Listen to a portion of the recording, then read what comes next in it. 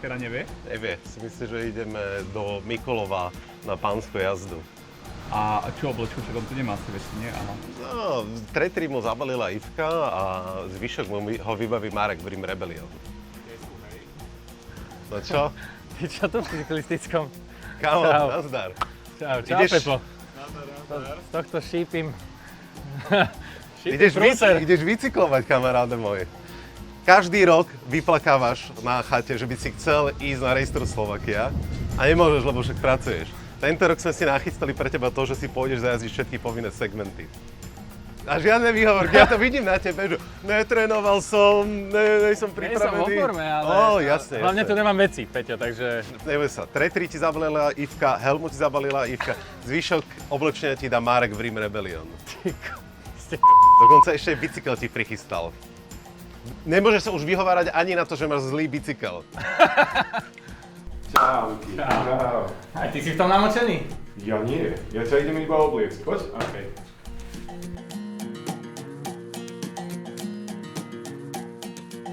Tak poďme ti za niečo vybrať. Poďme najskôr začať základnú vrstvou, lebo budeš šlapať 1000 km, že nech si v teple. Vyskúšaj si túto základnú vrstvu. OK.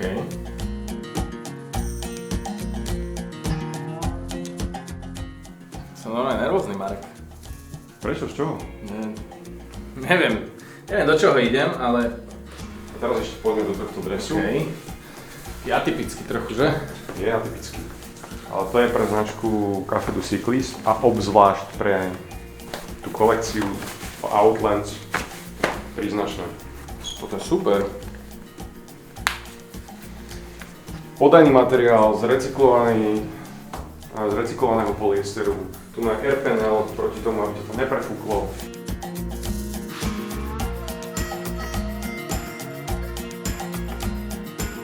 Marek, čo povieš? Môže byť? Super.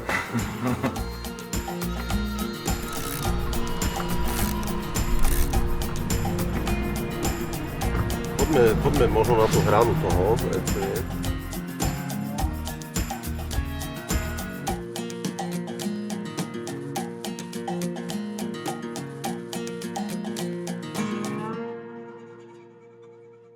Čiže ideme na Brownsberg. Áno, prvý segment je Brownsberg, odtiaľto z Rim Rebellionu na najlegendárnejší bratislavský kopec v Rakúsku. Prvý segment má 35 km a prevýšenie 318. Takže nie je to žiadny masaker, ale slúži nám na to, aby sa jazdci a jazdkyne roztrhali. Taký warm-up. Neklamal som ťa, naozaj pôjdeme dneska do Mikulova. Okay. To je náš dnešný cieľ, kam by sme chceli dojsť. Druhý segment je v Mikulove. A samotný segment nie je ťažký, hej. Má iba 20 km a 200 výškových metrov, takže v zásade jeden relatívne ľahký kopec. Brdečky. Čo je, ale komplikovanejšie sú podľa mňa brdečky medzi Brownsbergom a Mikulovom. Ak kto sa rozhodne ísť najkračšou trasou, tak jednoducho to bude mať po Rakúsku a celý čas hore dole cez Vinohrady. Takže nie je to úplne, že najviac easy sa tam dostať, hlavne ak mi fúkal napríklad protivietor, tak to môže byť problém. Takže Mikulov 20 km, 212 výškových metrov. Tento rok budeme mať takmer polovicu kilometrov v Čechách, alebo respektíve teda na Morave, aby som bol presný. A Pradet spolu s prečerpávacou vodnou elektrárňou v druhej strane, to je prvý taký akože záhol pre cyklistov a cyklistky. Je to necelých 70 km a 2453 výškových metrov. Ale zase na druhej strane, tak ako napríklad účastníci na prvom ročníku, ktorí šlapali na Čierny Váh, na prečerpávacú elektrárň, teraz budú šlapať na druhej strane. Je to zážitok vidieť niečo takéto. A potom samotný vysielač na Pradet je aj architektonický skvost podľa mňa, ale teda už to je naozaj, že začína stúpanie práve v tomto momente. OK. Odtiaľ budeme samozrejme smerovať už priamo na Slovensko, na to do oblasti Bielých Karpát, ktoré tento segment bude mať 93 km a 1700 výškových metrov. Bude zakončený fakt, že nepríjemným stúpaním, kde podľa mňa je to bez šance, aby si to netlačil. A je to stúpanie na Vršatské podhradie. ale za odmenu budeš mať pekný zjazd potom. No rozumiem, what goes up must go down. Presne tak. A predposledný segment, ešte pred cieľom, bude vlastne segment okolo Polany, ktorý bude zakončený v horskom hoteli Polana. Vieš, prečo sa volá horský hotel Polana horský hotel? Skús. Lebo je v horách. Stúpanie k nemu z Hriňovej a bude naozaj výživné. Je to pekných 7-8 kilometrov a už unaveným nohám dá zabrať. Po tomto segmente je tiež veľká otázka, že ako sa ľudia vysporiadajú s transportom vlastne k cieľovému segmentu, lebo si môžu zvoliť návrat späť do Hriňovej alebo gravelovú cestu a smerovať to na Banskú Bystricu. Každému podľa toho, ako sa mu bude páčiť, čo chutí. Prečo na Banskú Bystricu? Lebo pôjdeme smerom na Zázrivu. V Zázrive je jedno stúpanie, na chvíľku do Poľska a potom dojazd do Oščadnice, kde nás budeme čakať všetkých v cieli.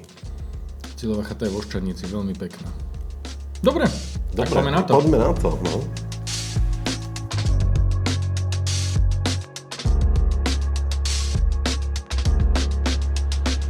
Marek, díky.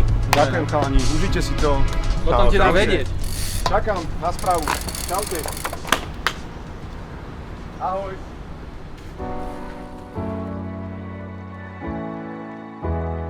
No dobré. Takže Brownsberg, to je koniec. Tam, keď pôjdu ostatní jazdci, tak tam by sa to malo trošku potrhať. Je potrebné si dať pozor potom pri zjazde, lebo predsa len to bude v zásade v jednom momente 150 ľudí približne. No a odtiaľ už ide každý o svet. Veľa šťastia, zdaru, no, odtiaľ. My to dáme teraz cez Brdky, lebo myslím si, že to je kratšia a hlavne pokojnejšia trasa.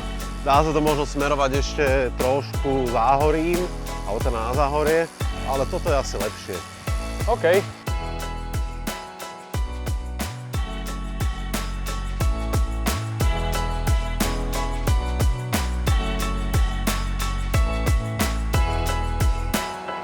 No čo, hotovka, prvý segment.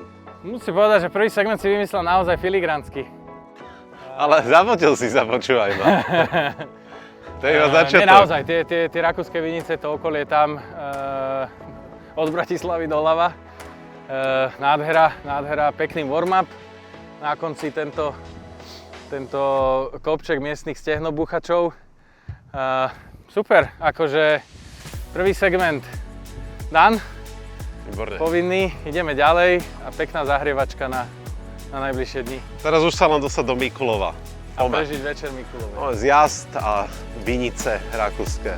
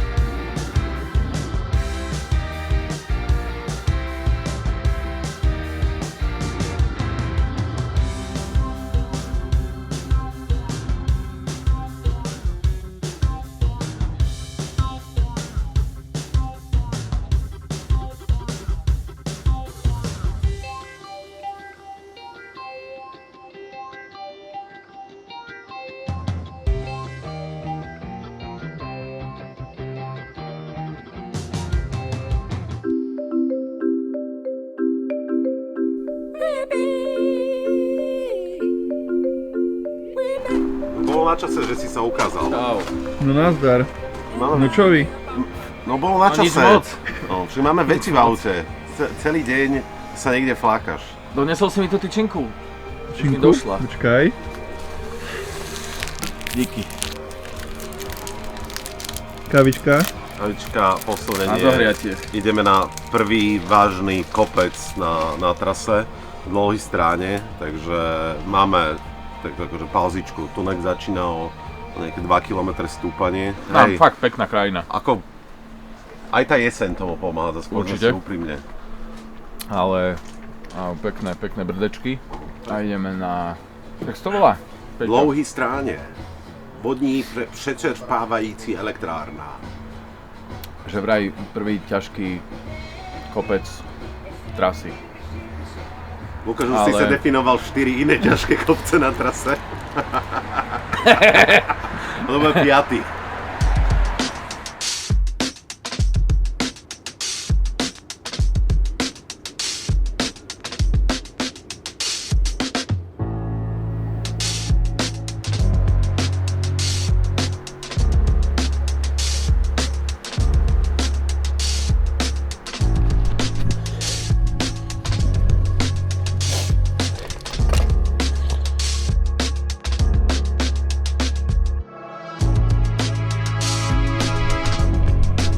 Nenechá to vydýchať.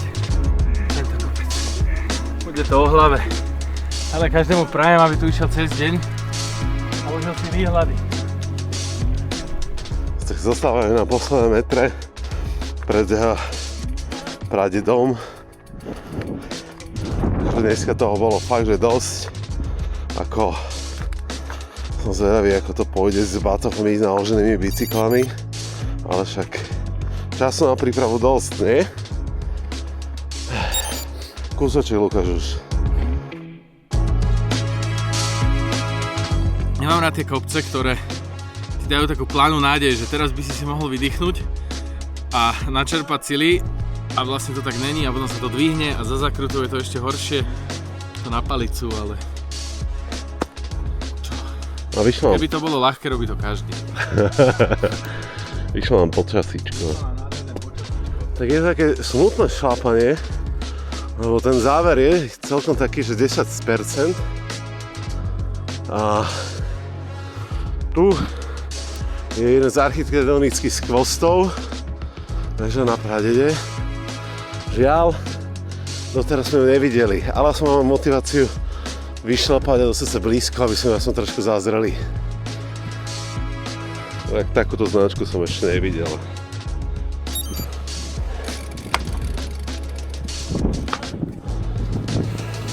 Tak, to je narýchlené.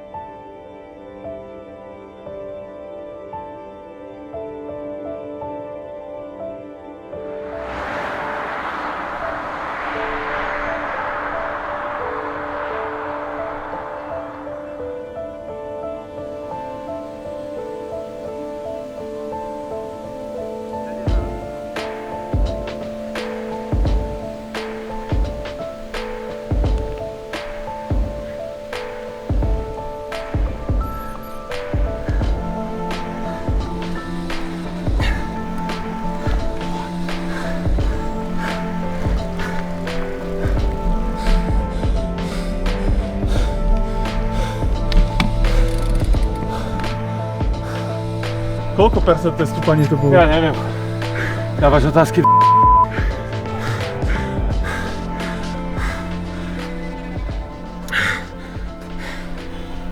Lukáš, to je tak prvá štvrtinka, to je ľahšia.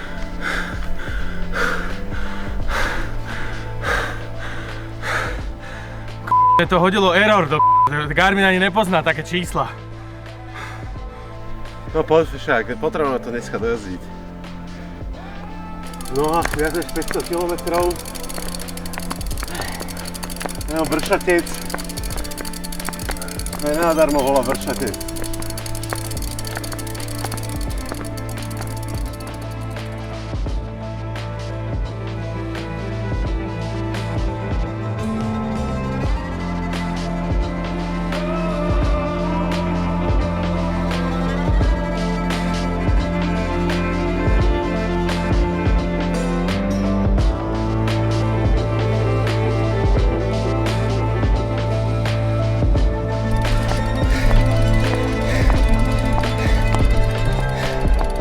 I'm gone. I'm dead.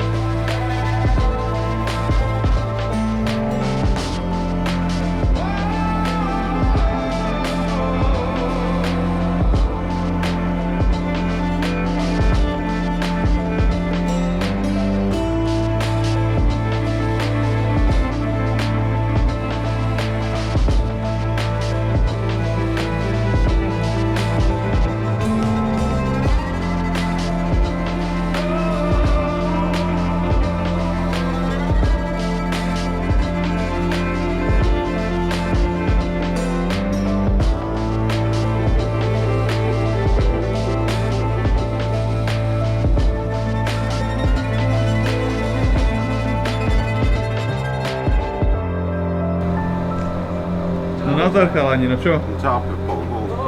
Čo už, no. Už toho mám plné kecky. Už je cítiť každý meter. Čaká nás posledná taká väčšia výzva. Horský hotel Polana.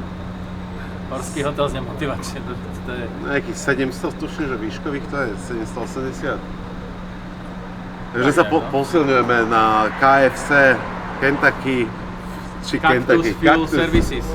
Obľúbená pumpa lokálnych cyklistov. Tu na to viacerí poznajú. Aj počas druhého ročníka tadiaľ to išiel segment a veľa ľudí si toto obľúbilo. Tak aj my sme si povedali, že sa to posilníme dneska.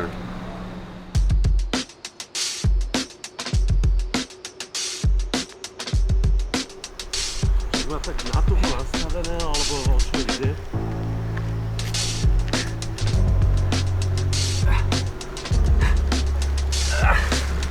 Už to cítiť.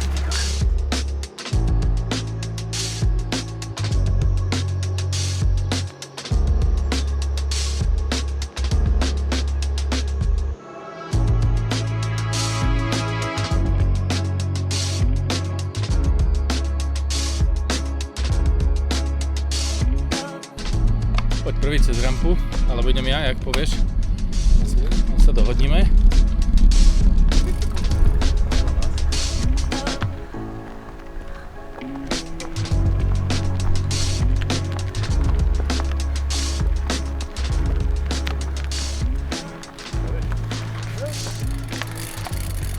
No nazdar. Nazdar. No čo? Nekonečné to bolo.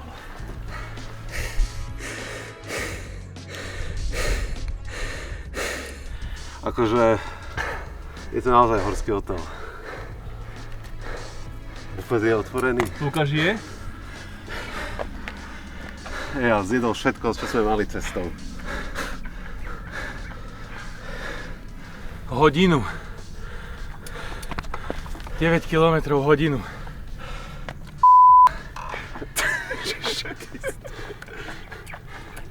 Počuj, a tu ide taká gravelová cesta. Ja som ju išiel. Akože není to úplne že najpríjemnejšie, ale je to že výrazná skrátka si myslím. Ja gravelom nejdem, Peťo. Nejdem gravelom, fakt. Ale ušetríme tým naozaj že veľa času. Ak Tak sa rozdielme. Že ja poviem gravelom, ty pôjdeš po ceste? Hej. A stretneme sa v Zázrivej. Zázrivej? Na začiatku posledného Na začiatku segmentu.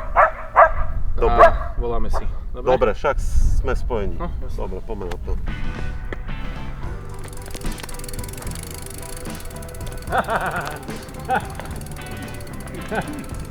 To je skrátka, ty vole.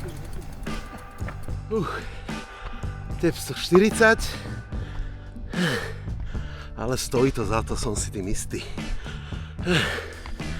Stojí to za to. Nie som si istý.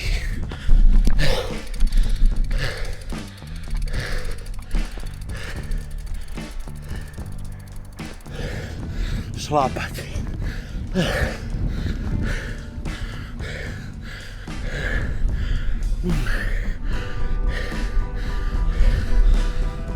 No je to skôr gravelová cesta ako cestná, hej. Ale na 30-kách gumách, 32-kách, na 32-kách sa dá prejsť všetko. Len tu neseknú nikde plášť.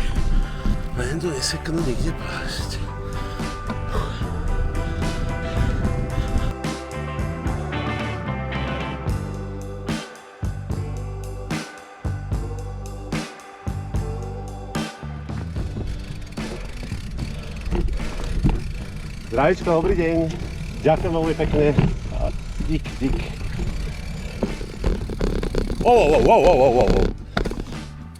Budník šopa, ale pamätal som si to tu menej rozbité. Aj! Mi do tretry natiekla voda. No, aby sa nenadával ešte dneska.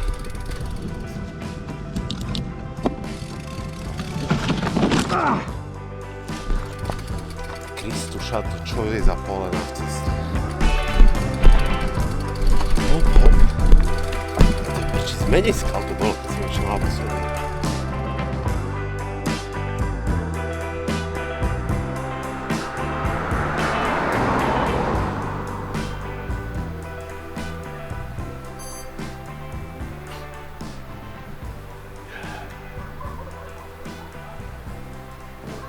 Už by to malo byť za rohom.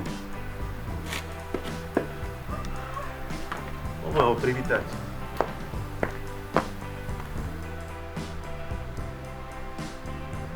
Už by to malo byť, že za zákrutou. V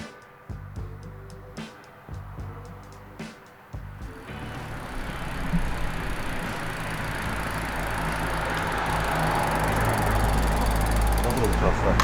Čau. Tesne. Bola to dobrá skratka, ale druhýkrát by som to už nešiel, akože zanadával som si dosť. To som povedal, že je to síce ďalej, ale o to horšia cesta, ale ty si tu bol skôr. Nevadí, no čo, ideme niečo ešte zjesť a ideme ďalej? Poďme sa najesť a... A stačia ti nejaké tyčinky, či chceš niečo teplé? Niečo teplé by som dal do žalúdka, no. Poďme. Čau Pepo, drž sa. Dobre, čaute. Keby niečo, volajte, jo? Jo, ja ti mátim. Čau. Čus. Čau.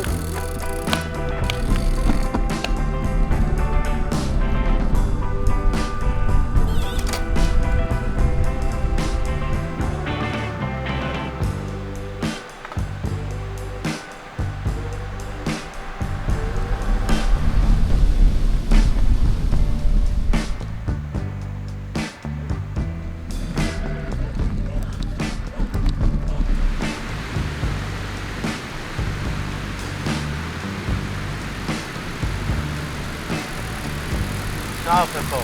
Nazdar.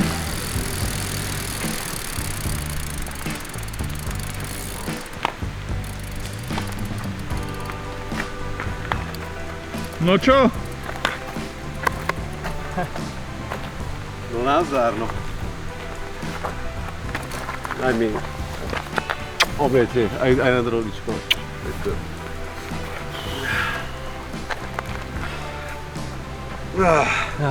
Tak čo hovoríš na trať? Úžasná, super, že konečne som si mohol aspoň niektoré úseky naplno užiť. A... Je to neuveriteľný pocit. Už tie posledné metre človek ani nevníma. Od toho parkoviska ja si to v podstate ani nepamätám. Už som vedel, že už je to nejakých 800 metrov a už bude koniec, takže bolo to super, fakt to bolo super a to náročné, ale nádherné. Neuveriteľné. Ale ideme do sprchy, hej? Ideme do sprchy a spať. Spolu či zvlášť? Ako len povieš.